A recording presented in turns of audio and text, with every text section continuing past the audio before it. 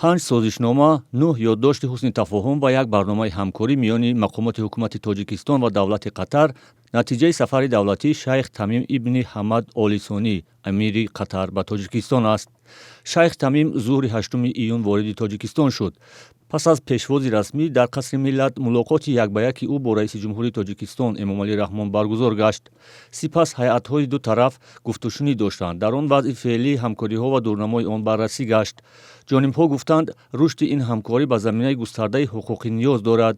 Ин замина қарор аст ҳамкории бештари ду давлатро дар соҳаҳои сиёсӣ, иқтисоду тиҷорат, сармоягузорӣ ва робитаҳои фарҳангиву башарӣ фароҳам орад.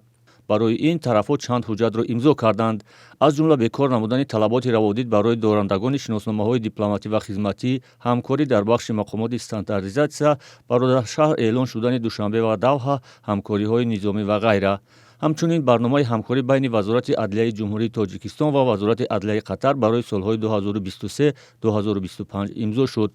раиси ҷумҳурии Тоҷикистон бунёди масҷиди ҷомеъ дар шаҳри Душанберо як намунаи муваффақи ҳамкориҳои Тоҷикистону Қатар унвон кард. маросими ифтитоҳи он бо ширкати ду раҳбар баргузор шуд.